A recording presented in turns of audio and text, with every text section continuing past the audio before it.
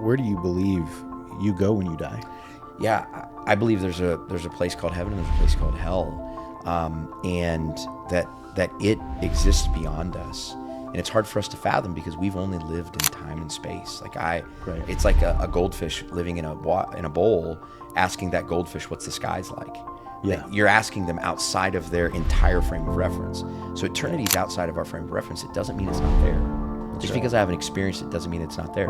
Just because I've never been murdered doesn't mean murder doesn't exist. I don't have to experience everything to believe that something's there.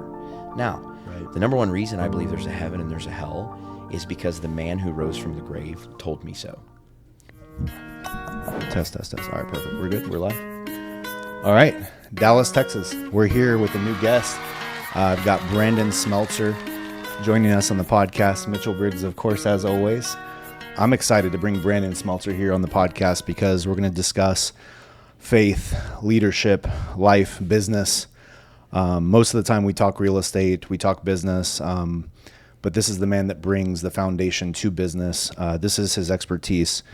I tell people often that he has one of the coolest jobs in the world because he gets to coach people. He's a life coach. He's a business coach. He's a growth coach. He's also the CEO of Undefeated Growth. So let's start with, how did you get into even becoming a coach in general? Where did all of this start? Where did your aspirations start? Because you don't just wake up one day and say, I'm going to be a coach. I'm going to lead people. Yeah, I think it's interesting you say that.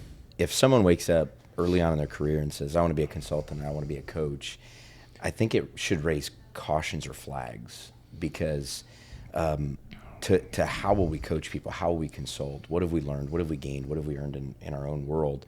So my journey, I'm accidentally here.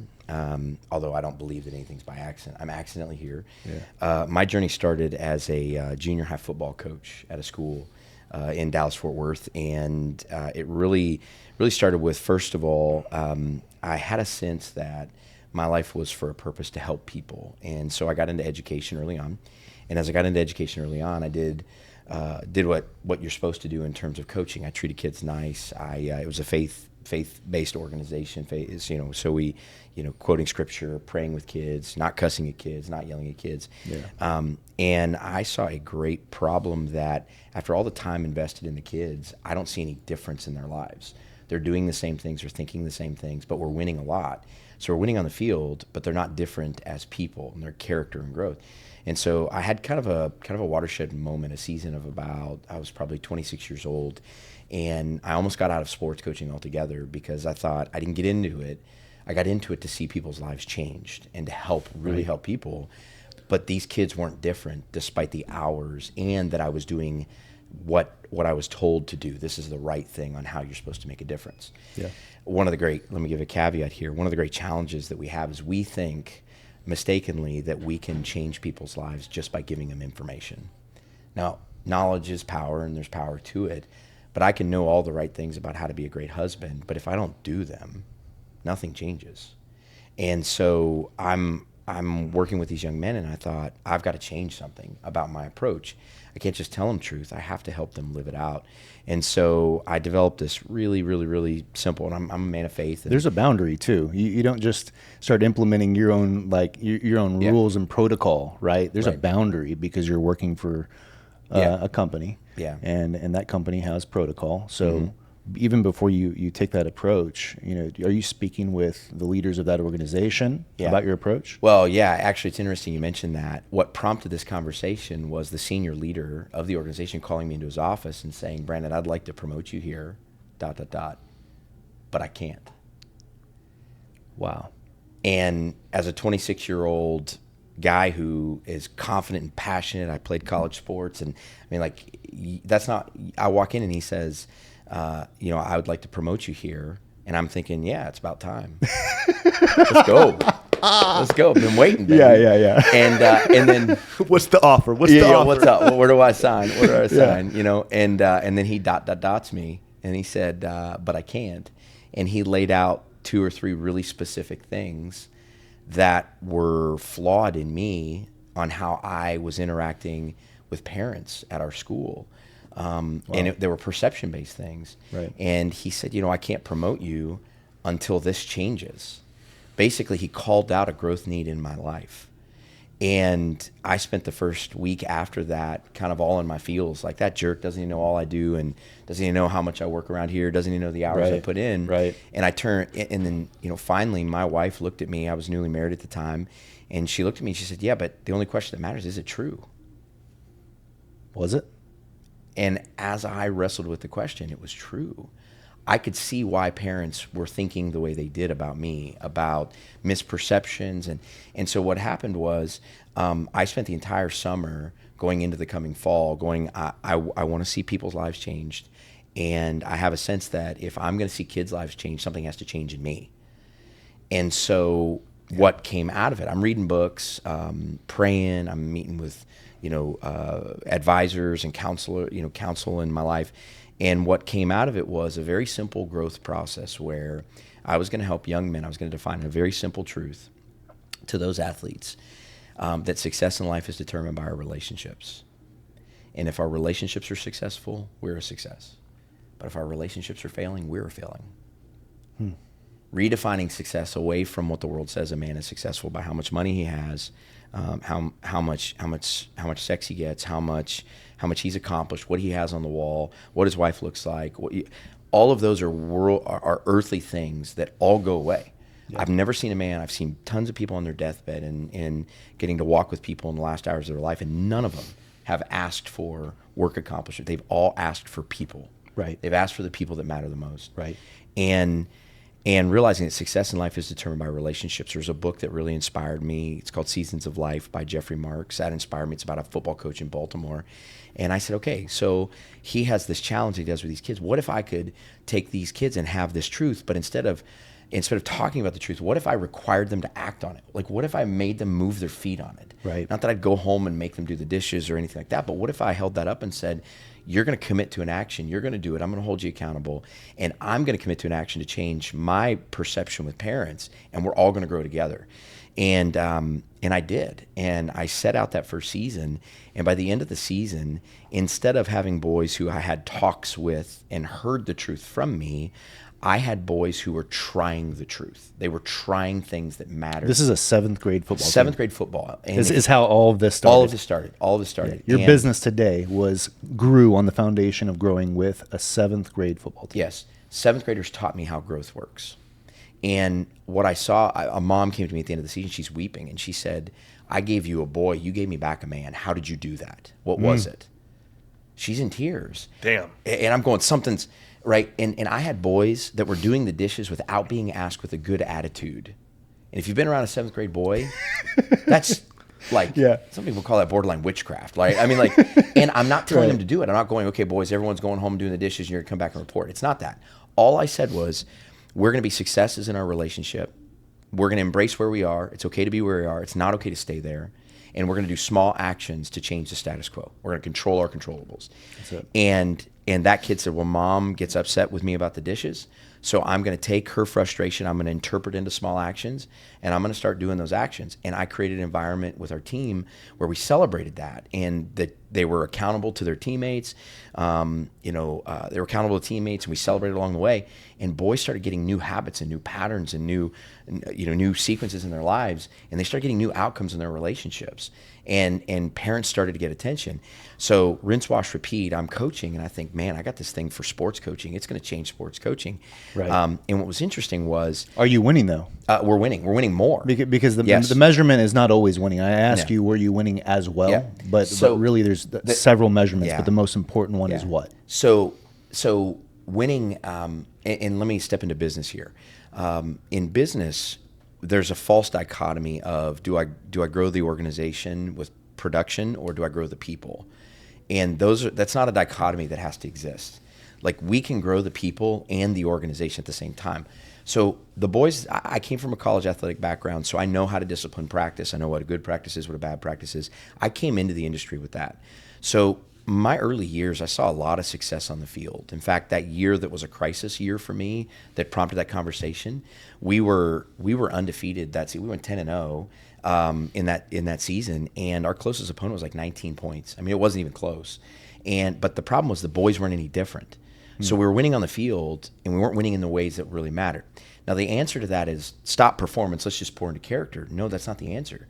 The answer is, what if we aligned the growth of the people with the product we're producing?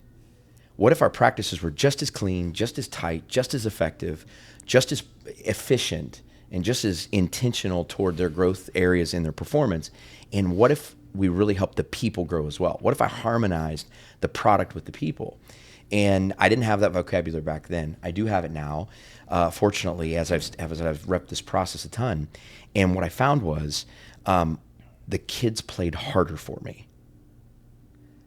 I've had more undefeated seasons on the other side of this growth process than I had on the front side of it. Because what I found was I can get a good sports coach who knows how to coach a sport can get people to play hard. Right. It's not rocket science, right? There's, intrinsic, extrinsic motivations. I mean, there's a lot of tips and tricks on that. But to get people to know that you care for them and to want to fight for you, to know that you believe in them, know that you have their best interest in mind, even when you're asking them to give up their dream of catching the ball to block for someone else. That's a whole other space. And I found that I could get to that space with an athlete if I walked them on a journey that they really saw as valuable. When these kids started to see that their parents were responding differently to them, they were treating them less like children and more like men. Right. Parents were asking their young men's opinion about things instead of telling them how to think. Why? Because the boys were doing different things at home. Therefore, they were getting different responses from the people around them. We call them ripples. They were getting ripples in their relationships. So rinse, wash, repeat. I thought, man, I got this thing for sports. It's going to change sports coaching all around. But that's not what happened. That wasn't my journey. I thought, man, I'll coach sports, and I got this calling for sports. Well, I started not just having athletes. I started having dads of athletes come to me. I had a dad of an athlete come to me and say, hey, can you help me in my marriage? My marriage is falling apart. So, well, I got this thing I do with 7th grade boys. We define the priority. Right. Let's go. And there's some proof in the pudding, but we haven't pressure tested it yet. I know it was a disclaimer, and he said, I'll take anything. She's about to leave me. Yeah. And I don't want to lose her. Wow. And in 3 months' time, they went from she's looking for an attorney to we're sitting on the couch laughing again together. Dang. And he had made there was some tension. There were some big, painful things. Right. Now, that's not saying that everything was perfect in 3 months. I'm saying everything he found progress in 3 months. Mm-hmm. And what did he do? All he did through the process was define his priority. I want a better marriage. Turn it into small, sustainable, reasonable actions. Right. I brought accountability and held him to it every 2 weeks. I celebrated him along the way. Every time he finished an action, even if it didn't get the response from his wife that he wanted.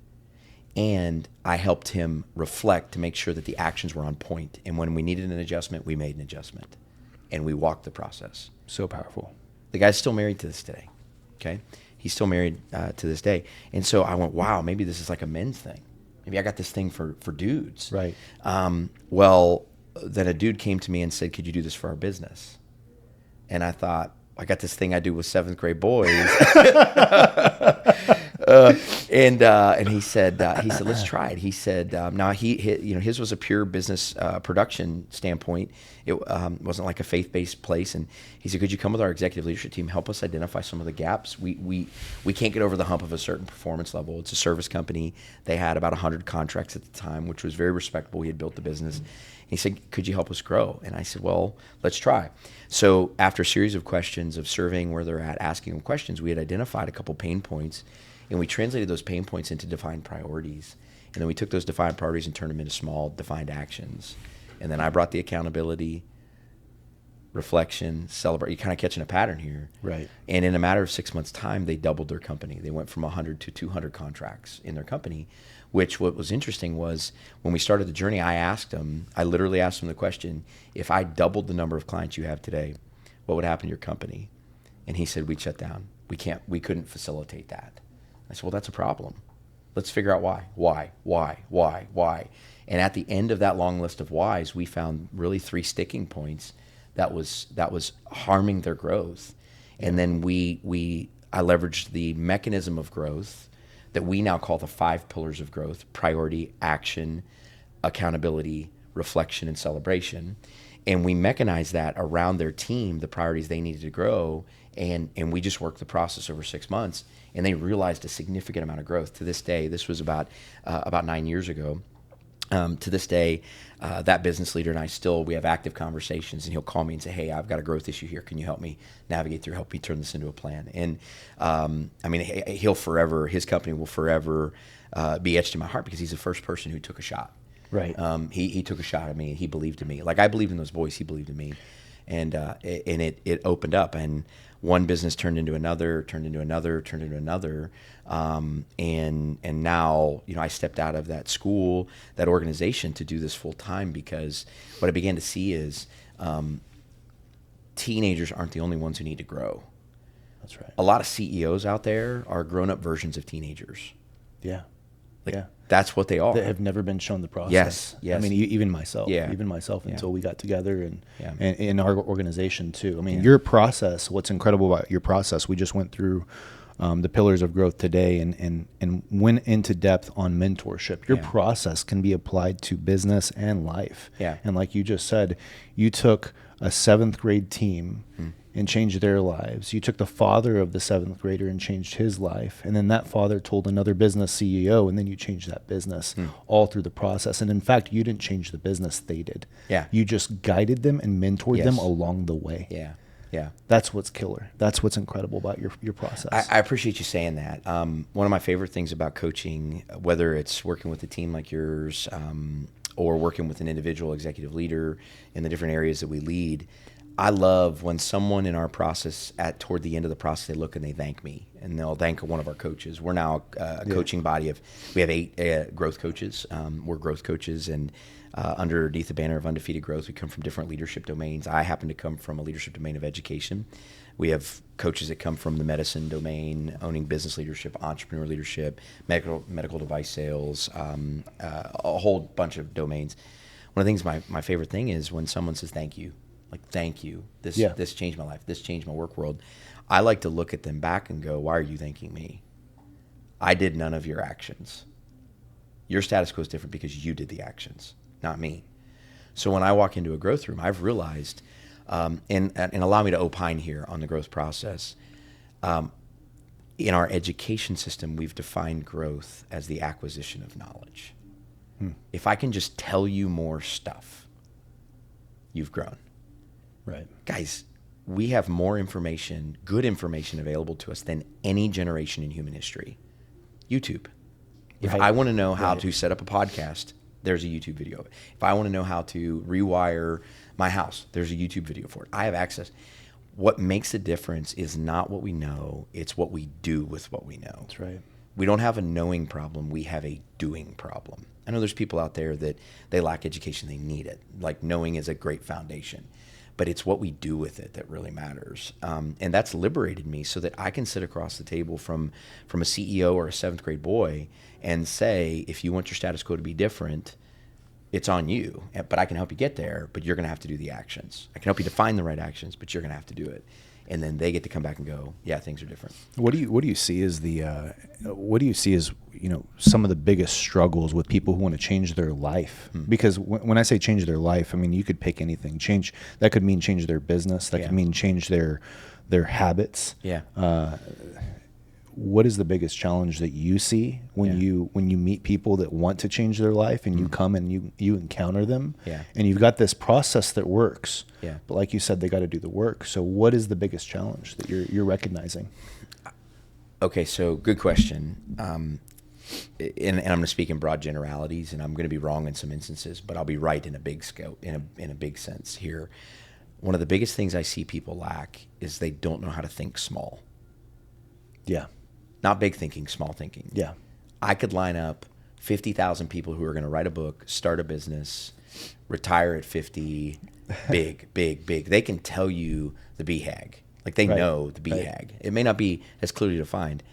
But when I turn and I ask them, if I turn and ask them and I'll say, cool, what are the next 5 things you're doing and when will you have them done to get that? Crickets. People don't know how to take the BHAG and turn it into small action. And what is a BHAG? Big, hairy, audacious goal. From from a business standpoint, I don't know who coined it. It's been around for a long time, and and honestly, companies pay coaches and consultants like crazy money to come in and help them define their BHAG. And whenever we're invited into those spaces with executive leadership teams, we refuse to leave the room until there are defined, simple actions. Yeah, drips, and owners of the actions in the room. Yeah. What will that look like? Who's going to get it done? You have to define the big down to the small.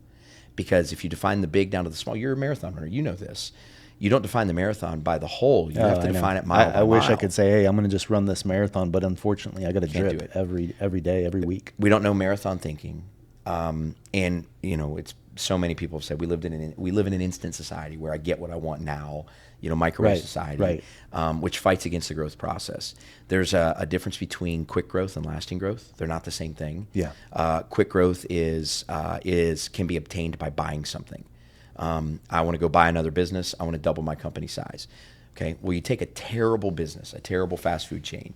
If you think of a terribly run fast food chain, and imagine that the corporate headquarters for that somehow came up with the capital to buy Chick-fil-A, and the managers of the terrible chain now become the owners and the managers and the overseers of Chick-fil-A. What will Chick-fil-A be in 6 months?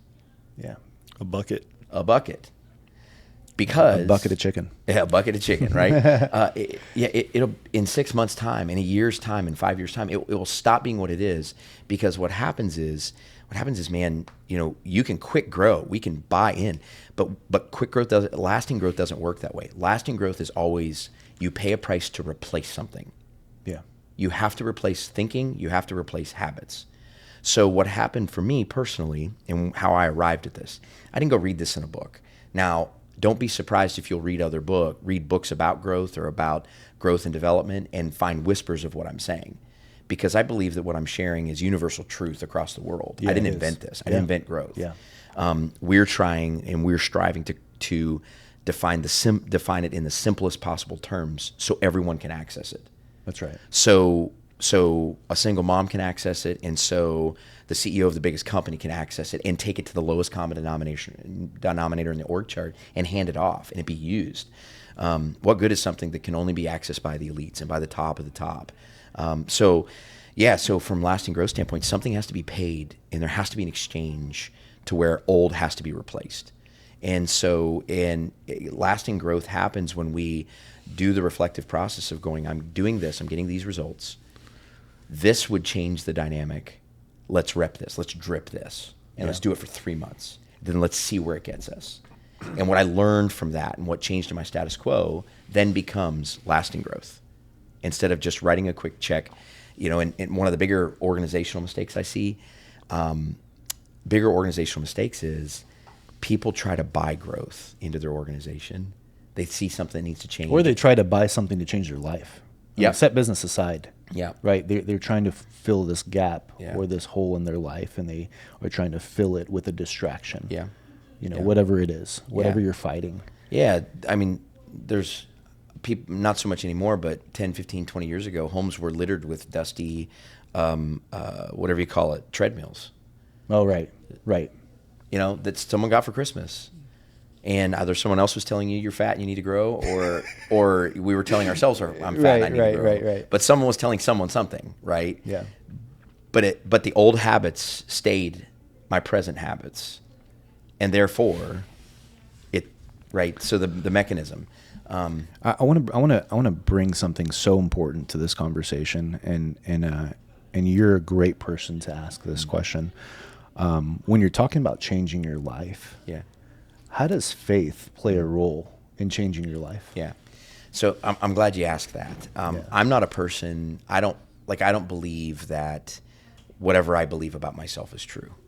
If I believe I'm a bird, and I believe it with all my heart, with all my passion, to the point I'm crying and I'm in tears that I'm a bird, and I go up on a 10-story building, and I have all of belief and all of passion, and I believe I can fly, and I step off that building, gravity's going to give me a rude awakening, and concrete down below is going to tell me a different story. So I don't believe that I can whether I manifest something, people, you throw that term around, like manifesting different things. Like there's here's what I believe. Okay. Here's what I found to be true in the world, that there's a maker of this world, and he made it a certain way. I've learned that he ordered it, and this is a good place. Like, this is well designed, and we're a part of that good design. This is part of that good design. That's part. Even my flaws are a part of the good design. And he wants to have a relationship with me. I learned this at 19. I was college athlete, good grades, had scholarship money to play ball, and a lot of different stuff in my life. And my life kind of came crashing down, realizing that I could not control this. And I realized that maker had sent his only son to meet me and to pay the penalty for the sins that I'd committed so that I could be in right relationship with him. I can't fathom. So we have 6 kids. My wife and I have 6 kids. I have 4 sons. I love all my kids. I love you, but I wouldn't give a single of them for you. Like, you're great, Mitch. I think you're awesome. I wouldn't trade one of my kids for you. But the fact that the Almighty Maker of the universe saw enough value in you and me that he would sacrifice his own son so that I could be brought back into right relationship. He wants me to change and grow more than I want me to change and grow. Now, how does that faith play in?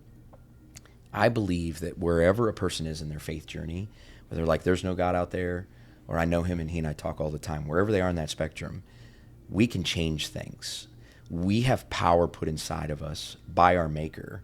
The Bible calls it dominion. We have dominion. And that dominion basically means authority or lordship.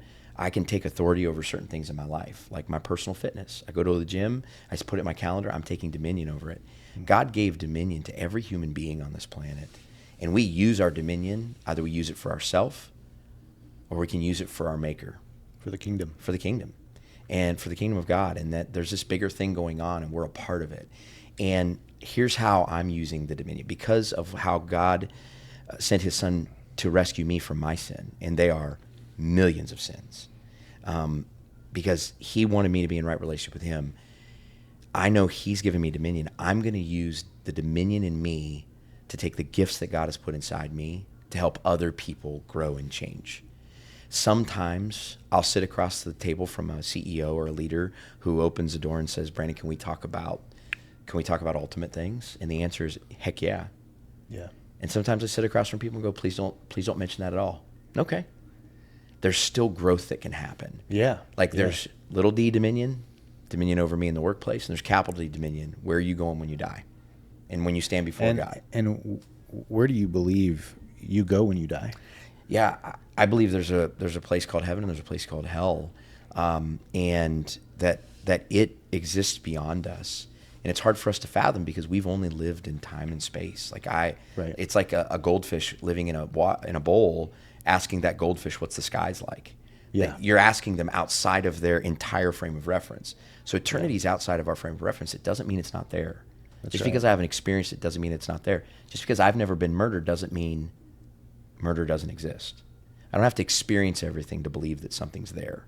Now, the number one reason I believe there's a heaven and there's a hell is because the man who rose from the grave told me so. It's very clear. He got up from the grave after 3 days. And I've met people who've built businesses. I've met people who've reconciled marriages, who've made millions of dollars. But he got up. Who wrote that? Who wrote the scripture that Jesus rose from the grave? Because I mean, we've been in the book of Mark, and we've been studying Mark, and Mark basically told by Peter, who walked with Jesus for a long time. Yeah. And Mark didn't walk directly with Jesus. Right. So Peter said, "Hey, this is so interesting to me. This is what almost changed my outlook on who Jesus was." Mark 4:39. Jesus is in the boat with his disciples. They're in the Sea of Galilee, and they face a storm, and the disciples are like, freaking out. And they're like, "Hey, this thing's going to capsize, or something's going to happen." Yeah. Jesus wakes up, and he's like, "Guys, have you no faith?" And he turns, and he rebukes the wind. And immediately, this is 2024. I ChatGPT this. I'm thinking, okay, hold on. It says right here that a human being controlled creation. Yeah. All right, ChatGPT. Pretend that you know the Bible in and out. Pretend that you are not a Christian, and pretend that you have record of all history. has there ever been a man that has controlled creation? And then it lists, poof, poof, poof, poof, poof. Moses controlled creation, right? Yeah. But through whose will? Yeah. God told Moses, Right. part the Red Sea. Right. No one else in human history controlled creation. So who can control creation? The Creator. Yeah. Right. And I was true. like, I was so put back. I was like, holy crap. And this is ChatGPT Yeah, telling yeah. me this, and non-biased opinion. Yeah, yeah. And I'd love to hear the comments on this. Yeah, yeah. I remember, and then I took ChatGPT. And I told Mitch the story. Yeah, and I ChatGPT'd. I said, hey, what other outside influence pull, CNN, Yahoo, NBC, Democratic, Republican, who has pull on the data you're pulling? Is there any way possible your data is skewed Or swayed. by Yeah. any outside or external factors? Yeah. And again, Yeah, it just gave us the facts. Okay, so it is very easy to dismiss the idea that Jesus rose from the grave. It's easy to dismiss it on a like a surface level. I wasn't there. I didn't see it. Right. 2,000 the years easy ago. cop out answers. It's been changed. Like token answers. Like it's been just someone changed it. Cool. When you dig in, and you really dig in, there's a lot of books on this. I mean, I can share with you some of those books. There's a lot of books on this. People who've done research on the original, the writings that we have in the Gospels. Those guys, several of those guys walked with Jesus firsthand. Yeah. And when they said, I saw a guy walk on water, they weren't telling you what they hoped. They weren't telling you what they felt. They were telling you what they saw. No different than if I walked outside your office and I saw an auto accident and someone tragically die and the police are interviewing me. I may not be excited about it, but I'm going to tell you what I saw. Right. You go to the book of John, and when you look at the beginning and the end of the book of John, John reiterates this twice, and he also does this in 1 John. John is a man who walked with Jesus for 3 straight years. When I say walk with him, I don't mean he attended a building every Sunday for an hour and talked about this guy named Jesus in distance. I'm saying the dude woke up next to Jesus on the road for 3 years. They lived together. That was the rabbinical method of training back in the day. And John writes, what we have seen, what we have touched, what we have heard with our own ears, we deliver to you. He's speaking as an eyewitness. And when you look at those eyewitnesses, John, Peter, Right. James, Paul to some degree, although Paul didn't eyewitness Jesus walking on water, but Paul eyewitnessed Jesus, the resurrected Jesus, on the road to Damascus when he was going to kill Christians, which caused him to radically change his course. These men, they saw Jesus, and we were told that there was even 500 others who saw Jesus, and it's easy to dismiss and go, well, they didn't, like they just made that up. Okay, we'll test that for a second. How did their lives turn out? What happened to John? Well, John, because he testified and told people and spread the news across the Roman Empire that this man resurrected Jesus, because he spread that news, they put him in political exile on an island called Patmos in the middle of the Mediterranean Sea, where he lived out the rest of his days in isolation from family, from friends, from all of that stuff. So the man paid an incredible price just for telling the truth. If I was trying to make up this fanciful lie to, create this myth or whatever, maybe gain notoriety or popularity among people, that I was the storyteller, and me telling that story got me exiled from all of the people that I love and care for, well, that would be counterintuitive. It would be counterproductive. Take Paul even to the next. It's almost like they wanted to silence the media. Yes. Silence the people. Yeah, just like absolutely. today. I mean, we experience that in modern day Yeah. history. We experience that. Yeah. And it's just looking back at that. I'm like, wow. So at the end of the day, the number one question, if anyone's wrestling with their faith, the number one question is this: we need to examine, did Jesus really rise from the grave? Now, I believe with all my heart for 2 reasons. One, because of the eyewitness accounts that I can read.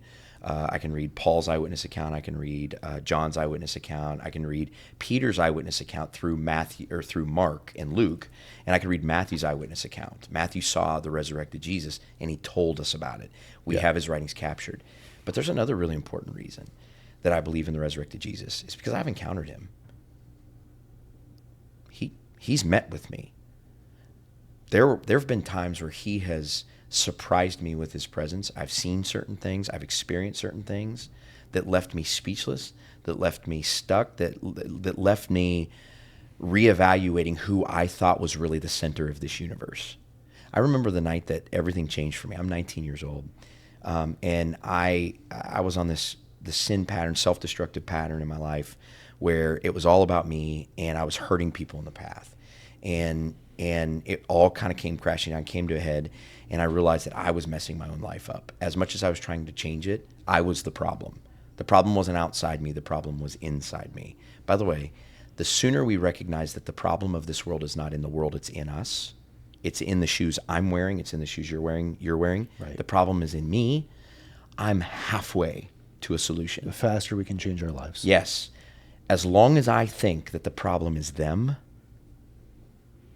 change will elude me. By the way, this is true in people growth leadership as well. Right. I sit down with a lot of people, whether it's in marriage or whether it's in executive leadership, and they come down and they give me the 40 reasons why their team is flawed, why this staff member's not great, and it's always external. Rarely ever do they turn back inside and say, but let's talk about me. What can I change?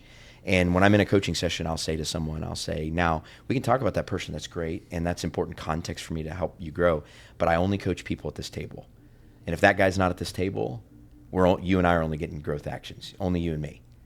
If that person hires me to coach them, then we'll get growth actions, but only you and me, because I want people to turn back to their controllables. So what can we control in our faith journey? Well, we can go research. We can study. We can ask God, show me who you are. If you're really out there, show me. You got to take those actionable steps. You got to take those drips. No one can do it for you. Right. No one can do it for you. That's what I've learned over time. Yeah. And it takes, in me, I grew up in the church. I grew up in a Baptist church. Yeah. And I grew up, being told these stories. Mm-hmm. And it took me, into my early 20s to start actually understanding that your faith is up to you. You're only going to grow if you put in that work. Yeah. Just like anything else in life. But the hardest part about faith and learning who God really is that you can't just order it on Amazon. Mm. You have to put in the work. Yeah. And what's the reward? Paul said that the ultimate reward is well done, good and faithful. And there's a crown of righteousness laid up for all of those who have walked faithfully with God, with Jesus to the end. Paul says that that's the reward that we're all chasing, that we should all be chasing. But I believe that we can see benefits in this life. Yeah, absolutely. Right? I mean, absolutely. I'm telling you, knowing who I was before Jesus became the center of my life, there is a 100% shot that I'm divorced today. 100% shot. I don't have the respect I have from my kids. I don't have the respect I have from my wife, because I was a train wreck. I had habits, brokenness, addictions. I had all of these different things inside my life that ensnared me. I was in chains, and so that change happens. And what's cool about it is, as we work our faith. In fact, that summer that I mentioned, that year that boss of mine challenged me, confronted me. The Bible was really important in that. One of the passages, there's this passage, 2 Peter chapter 1. Chapter 1, 3 through 12, or 3 through 11. But 2 Peter chapter 1, it was that passage that God really opened my eyes to my responsibility for growth. I can't just hope growth happens. I can't just accident into growth. I have to do something about it. And it says, make every effort to add to your faith. So Peter's talking to believers, to Christians, and he said, you have to add to your faith. So they have a foundation of faith. This isn't someone trying to earn God's favor. We have that in Jesus. And if we're apart from Jesus, we can have that by surrendering to Jesus. But he said, make every effort to add to your faith, and add to it brotherly love, knowledge, self-control, virtue, good works. He says we add to it. He said, make every effort. And watch this. He said, if these are ours and increasing. Notice he talks about in business terms, an up and to the right trajectory. Right. These virtues, these character traits, action traits, up and to the right in me, he says we will never be unfruitful in our faith. As opposed to someone who maybe they've explored faith a little bit. Faith, I believe in Jesus, whatever it is, wherever they're at, but there's no fruit from their life. There's no fruit from the faith. One of the things that's missing is moving our feet.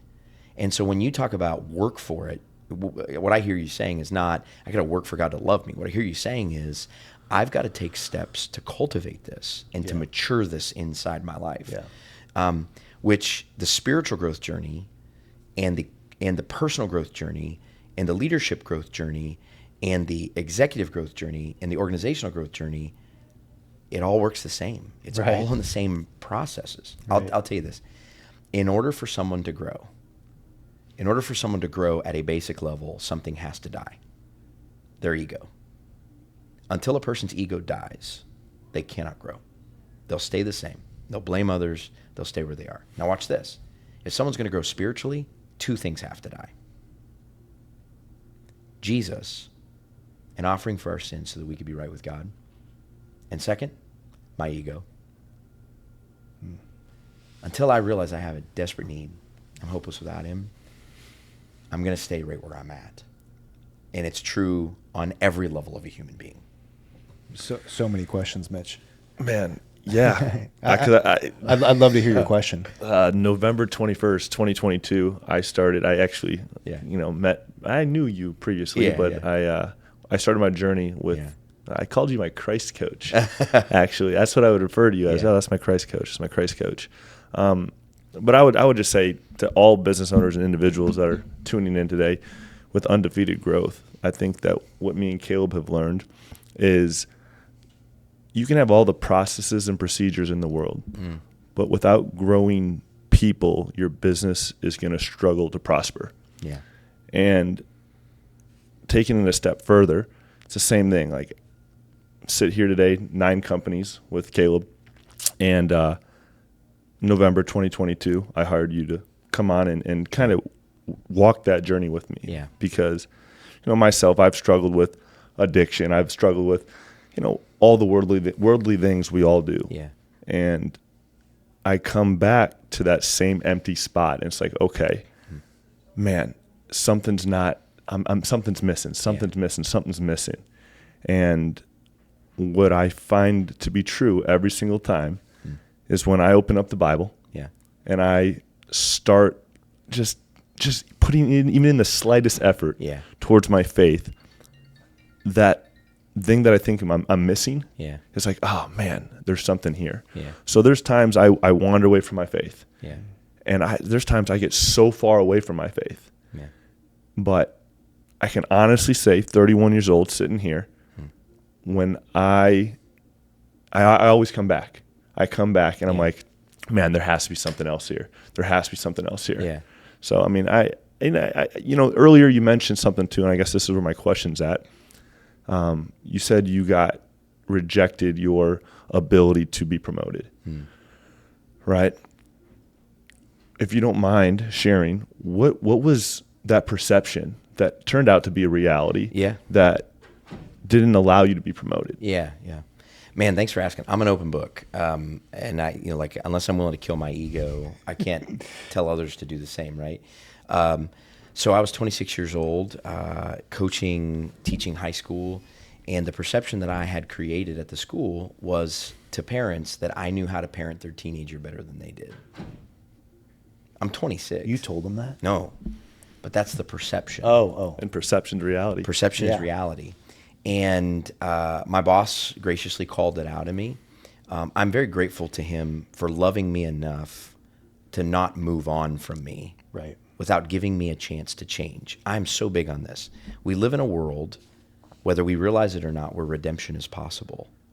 The bigger story that we're living in is a story of redemption, the ultimate story of capital R redemption. But there are lowercase r stories of redemption all the time, where an employee who is about to be fired makes changes and becomes a treasured team member. That's lowercase r redemption. And that's my work story. I was giving off the vibe. I've always been a very confident person.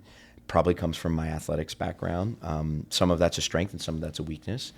And I was giving off that vibe early on, 26 years old, early on in education. I was working on my master's degree, having success on the field. I was getting good feedback from kids. Kids liked me in a lot of ways. And so it was really easy to walk in with a little bit of swagger. And my boss's perspective to me was, and he was in his 50s at the time, and he said, He's walking like McGregor in the house. Yeah. Yeah. And so he said to me, he said, Brandon, a lot of these parents are old enough to be your parent. And some of them think that you could parent their kid better. I didn't have kids at the time. Having two teenagers of my own now, I realize how absurd the idea of a 26-year-old telling me how to parent my kid. Absurd. I can say that from now. But that was the perception. And in HR terms, he said, Brandon, you've got a summer to figure this out, put together a plan and come and show it to me. In HR terms, that's a growth plan. Right. If I didn't make a change, if I wasn't willing to make a change and kill my ego and make some changes and not just know more things, not just read more books, but actually act, I might not have been employed there much longer. And the hard part is that most people that experience what you experienced, what you said was you recognized it as a growth plan, right? Most people that would be in your position and they get reprimanded for that action, for a negative action, they're thinking, oh, let me look for another job. Let me look for another solution. And that happens all over the world, And that's where this process would come into place. Yes. And here, you want to blow your mind on this. I could have walked out that day, just frankly been pissed at my boss, updated my resume and went to the school or the organization down the road. Right. And I'm sharp enough to win an interview. And my problems become the new organization's problems. Right. And that new organization could have been pumped about hiring me, but that same me would have went to the new organization. Yeah. And we've experienced that. Scary, right? It's scary about hiring. I have a question, Brandon. Yeah. Throughout your coaching journey in the last, how many years have you been doing it now? Do you mean sports coaching or growth coaching? Growth coaching. Yeah, growth coaching. Almost 10 years. Yeah. 10 years. Have you ever been in a phase or a window of your life that you're like, man, am I not practicing what I'm preaching? Yeah, good question. Because I'm constantly helping people develop growth actions. So the mirror gets placed on me of what growth actions am I doing? I had a season before I stepped full-time into this business, because this business and this impact tool, which is called Undefeated Growth, it grew up while I was a full-time administrator at that school.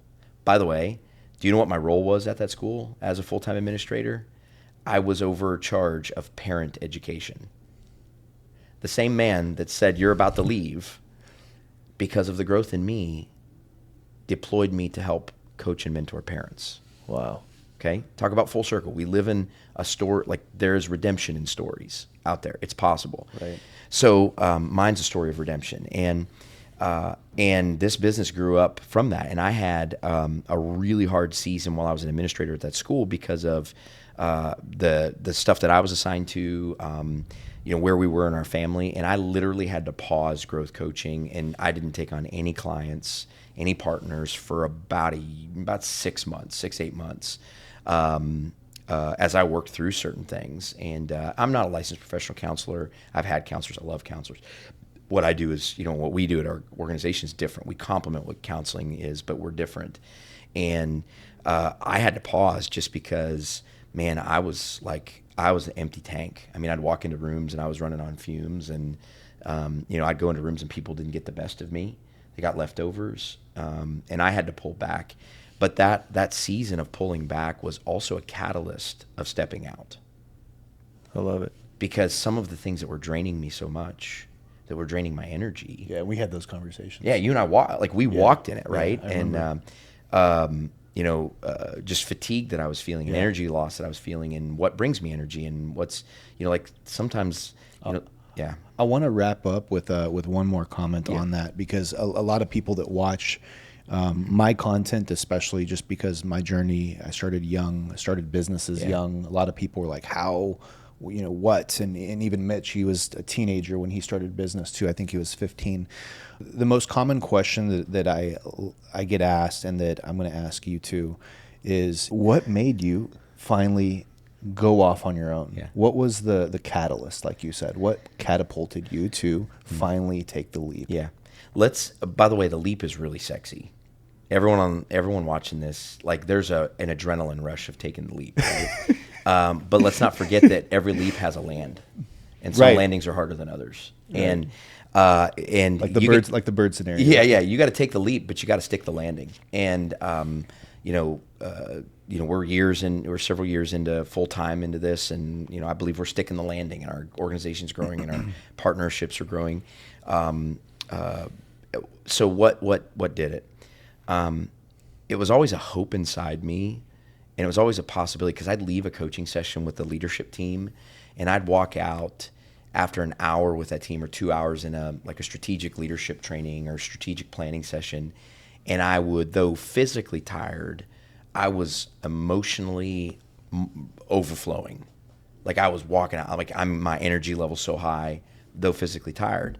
And I could tell this was bringing so much energy, and going, I want to rep that. Like, I want more of that. Yeah. And that was in very limited doses in the current workplace scenario that I was in. Right. And it would have been a mistake to jump. I mean, I don't know, maybe I could have eked out a living doing that, just jumping really early and go, I love that, and chase that. And, and the typical method, the typical way of doing that, if you're going to take a leap early, is you got to go into marketing. You got to you put it on the internet and all this kind of stuff. Right. That was never the strategy of what I thought was going to happen. Going back to my faith here, I had a strong sense from the Lord that if he gave me one business to help them become better, and I took care of them, he would give me two.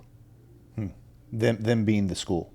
The school, the business, the executive leader like yourself. If I just took care, and let me prove this out. I had this sense that God was saying that if I just took care of what he entrusted to me, he would give me more.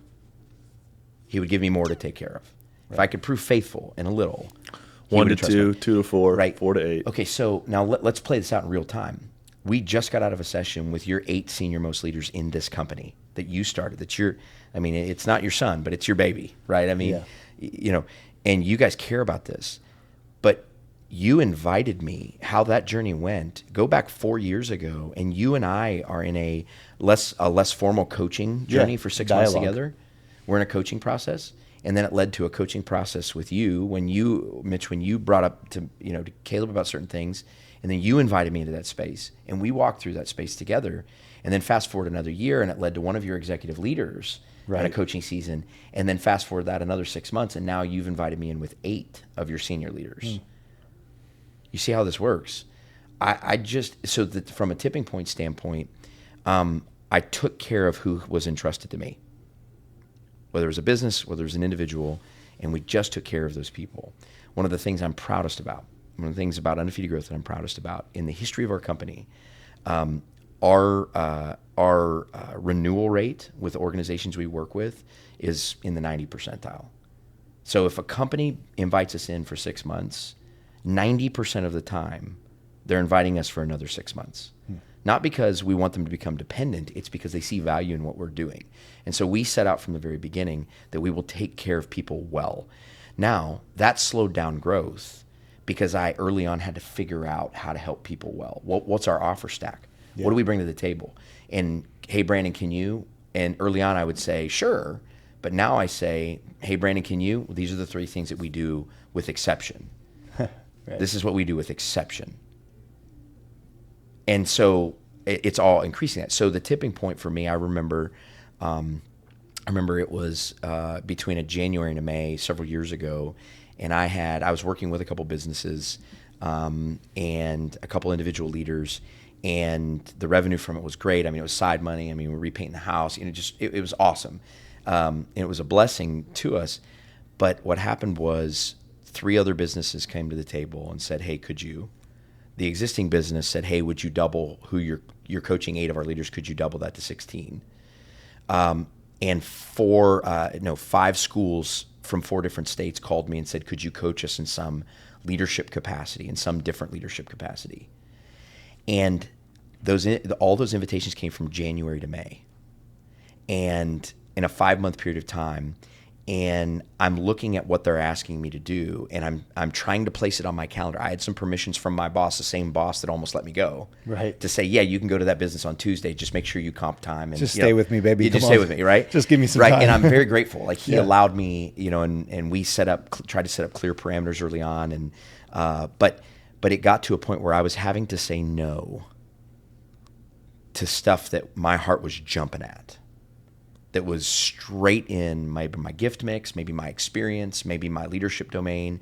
I was having to say no to organizations because of my commitments to my home organization, the school that I worked at for 17 years.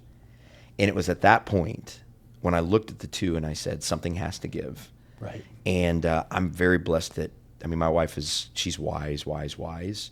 And she, I wouldn't call her like charge the hill risky. She's not a risky person at all. But even she came back around and said, well, when you look at the revenue that would come from those those 9 things that have come to our table, that doesn't look like blessing money. That looks like a salary. Right. We can't ignore this. Mm-hmm. And so I, went to that senior leader and said, here's what's happened. And he said, well, what's in your heart? Like what is doing? I was like, I want that. Like, that's where I think I can make the most difference. And I'm grateful for coaching. I still coach football. I coach 8th grade football at that same school still years later. And I still get to be in the coaching on the sideline in sports sense. But now I get the multiplying impact. I was in Buenos Aires at a conference a few months ago. I was in Denver at a education leadership conference a couple months ago, and now I get to be with an auto business, an engineering firm, construction firm, churches, nonprofits, schools. And you may go, well, Brandon, that seems pretty broad. Why don't you narrow your focusing and become great at something? Well, we're great at people. Yeah. You know what works at all those places? People. Yeah, right back to what you said. And I'll say one thing for anyone who's watching this. If you haven't realized this yet, you're in the people business. Yeah. I don't care what your spreadsheets say. People. And when you take care of people, your people tend to take care of things. So I'm going to wrap it up with that. Where can people contact you? Yeah. Where can people contact you? Thank you. Man, I'd be honored. Website, email. Yeah.